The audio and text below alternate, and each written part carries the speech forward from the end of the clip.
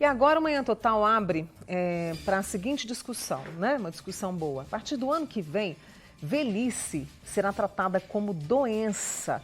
Pelo menos essa é a decisão, é o que pretende a OMS, que é a Organização Mundial da Saúde.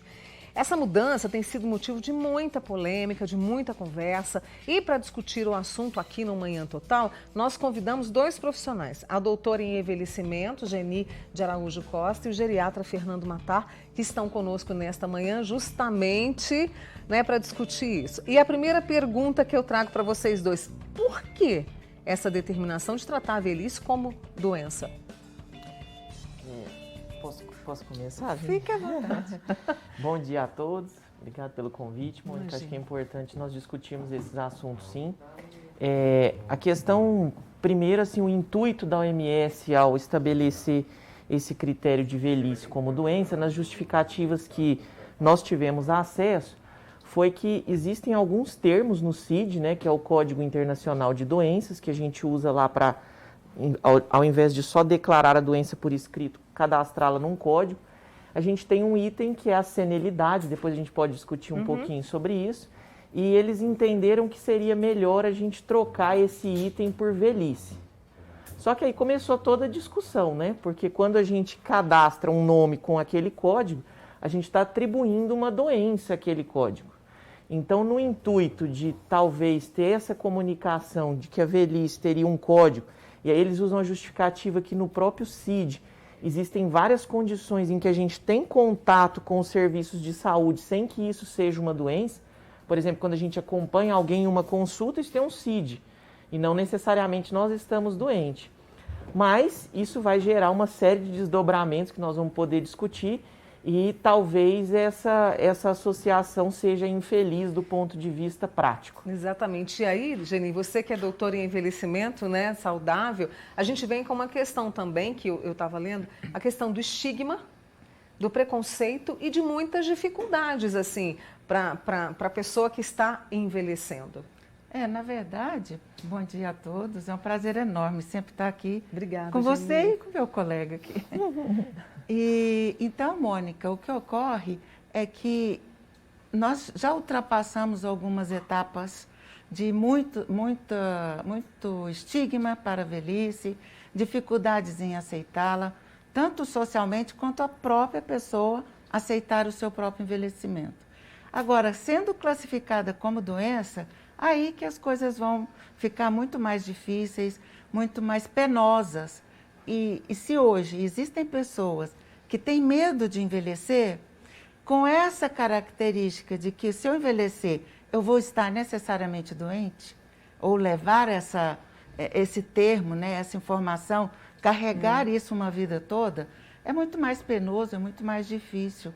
O que aconteceu também é que quando o príncipe Philip, da rainha, né, da Inglaterra, da rainha Elizabeth, eles colocaram na certidão de óbito a velhice. Ele morreu de velhice. Como a gente falava, né? Morreu de velho? Morreu de velho. Morreu de velho. O tempo passou muito, aí ele envelheceu. Mas não é bem isso a característica. Tem que ver as comorbidades, tem que ver as doenças. Na verdade, ele já estava 1 mês internado. Aí, quando isso surgiu, aí essa terminologia pesou em vários segmentos, né, doutor Fernando? Vários segmentos começaram a trabalhar e tentar evitar esse processo, que ele se arraste até janeiro para começar. Janeiro do ano que vem, né? Porque, inclusive, a Organização Mundial de Saúde, me corrijam se eu estiver errada, trouxe de 2021 a 2030, né, práticas para o envelhecimento saudável. Porque o que a gente percebe é que nós temos pessoas aí após os 60, 65, 70, em plena atividade e muito bem de saúde, não é, doutor Fernando? Com certeza. Um dos grandes pontos, né, fazendo esse paralelo que a professora Geni comentou, a gente está comentando de alguém que aos 99, se eu não me engano, né, faleceu, e nós estamos discutindo o tema velhice. E aí, a partir, por exemplo, no Brasil, dos 60, nós vamos colocar essas pessoas todas em condição de igualdade de CIDs, né, de doenças. Então, isso gera uma reflexão que talvez não seja adequada.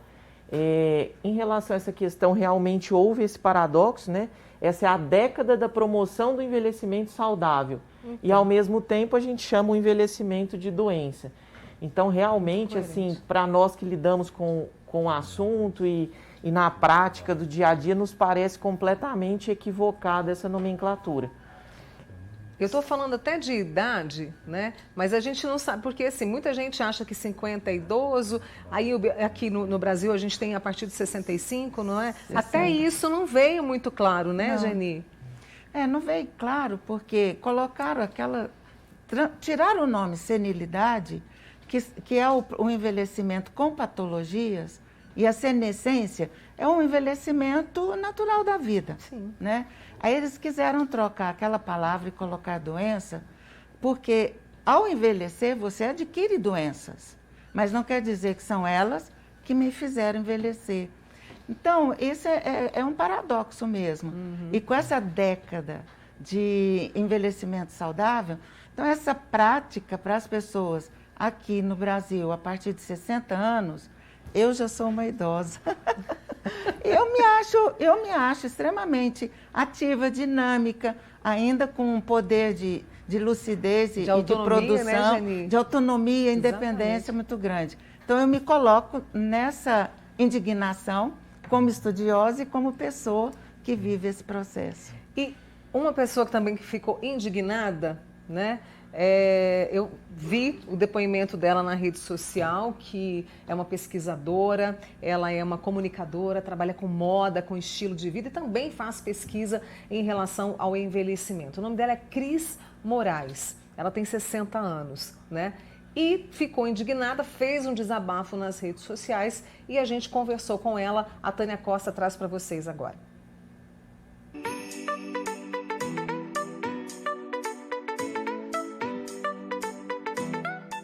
Resiliente,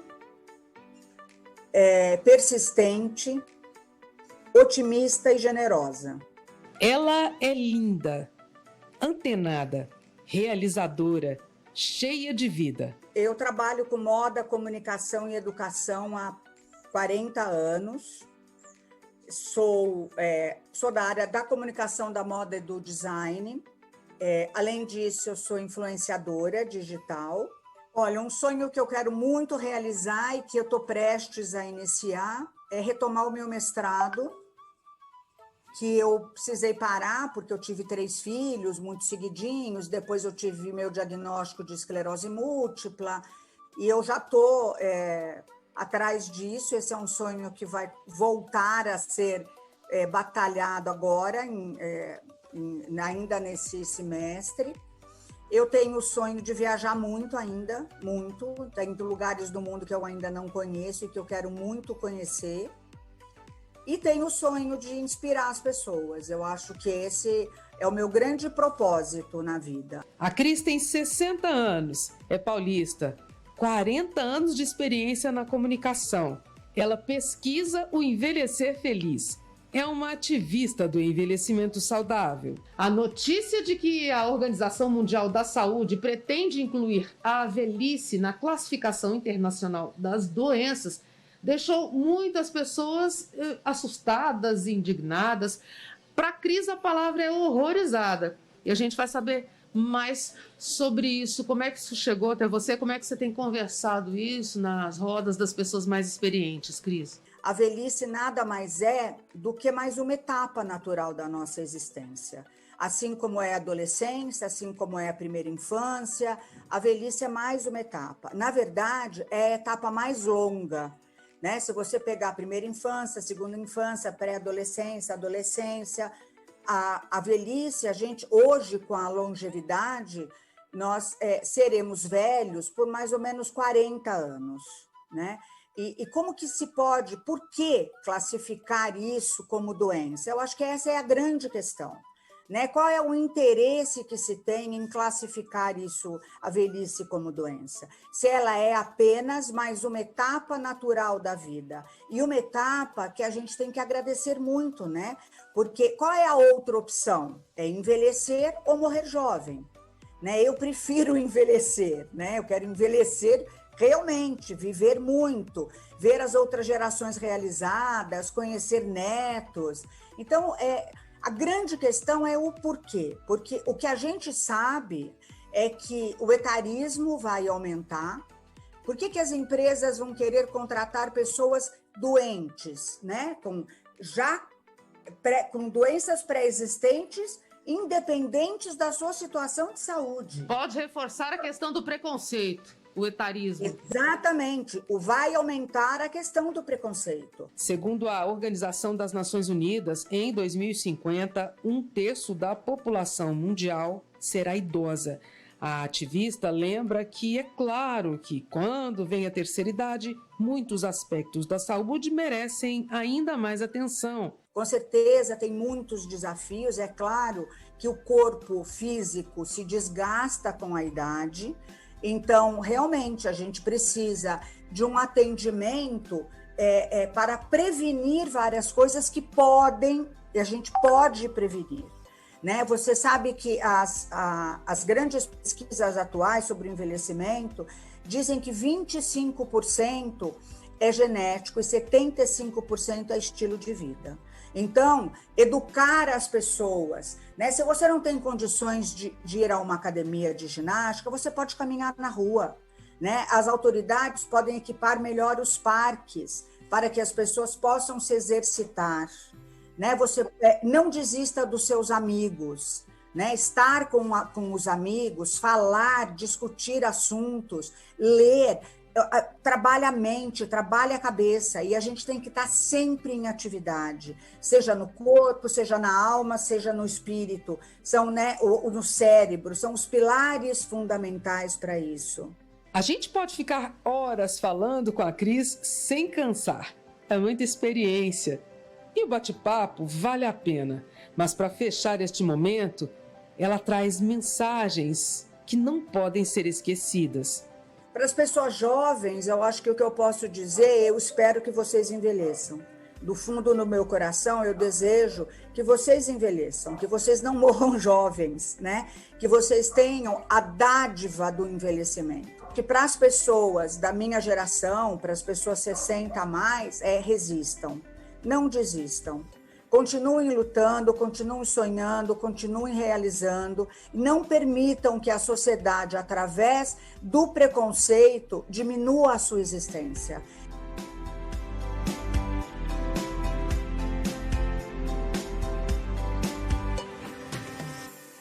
Pois é, né? Viu essa história de inspiração, de força, de sonhos, não é? E eu acho que ela falou que não deixar diminuir a nossa existência. Né? Acho que a cada fase da vida a gente tem uma completude, mesmo com as dificuldades.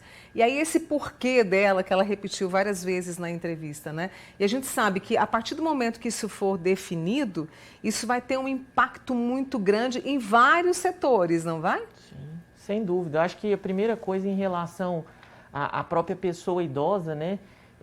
Primeiro que isso não está muito claro, né? No Brasil a gente sabe que são 60 anos, na Itália hoje eles já estão trabalhando com idoso com 75 anos, então isso vai gerar uma diferença entre os próprios países. E segundo, que nós que trabalhamos com envelhecimento, o conceito de saúde, ele sempre foi ao longo desse tempo de construção, de quebra de preconceito, dissociado da idade do RG, e sim ligado à questão da funcionalidade, a gente acabou de ver.